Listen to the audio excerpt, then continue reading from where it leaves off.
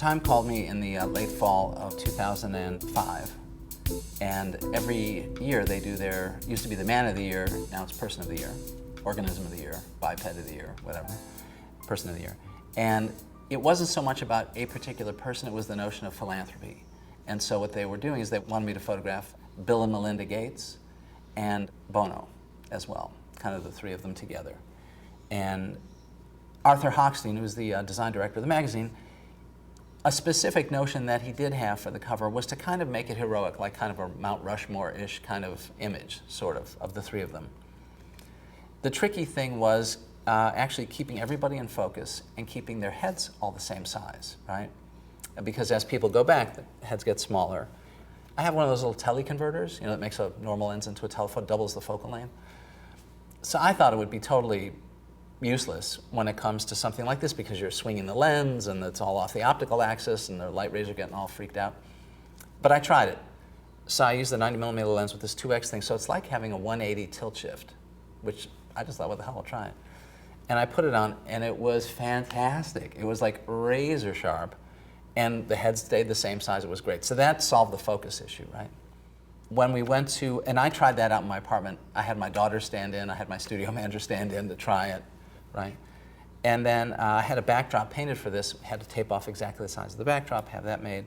But the tricky thing when they came to the shoot was, and this is the stuff nobody thinks about, is Bono's this tremendous presence on stage, but he's actually very short.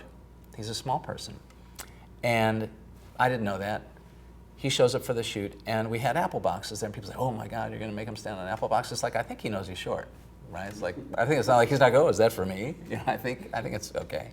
So had that ready, and the notion was he was going to be the guy in front because he's the guy everybody sort of would connect with, and then we're going to have Bill Gates in the middle and Melinda Gates last. It just seemed like it would work out, except Bono's actually, even though he's small, he has this huge, like a bison head, this really big head, you know? And I mean, it's not weird, but it just, proportionally, it's big.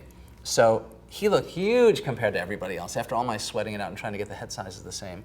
So very quickly, had to switch things around, put him in the middle, up on his apple boxes, Bill Gates in front, Melinda Gates behind. And in the end, again, you get thrown a curve, but it works out for the best, because in the end, he is the emotional center of the picture, and he is the person you connect with, and he's physically in the center of the image, and that's what works out the best. And the lighting on this, again, wanted to be sort of heroic, sort of sunny lighting.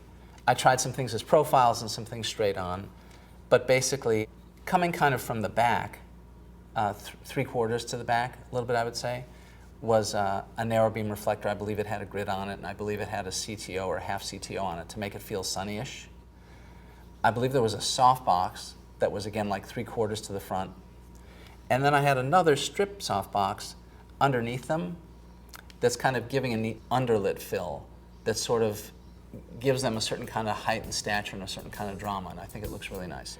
In the picture, really all you get a sense of is a light that's coming from the side, a little behind, that's just filled in from the bottom. It's a very simple kind of lighting setup.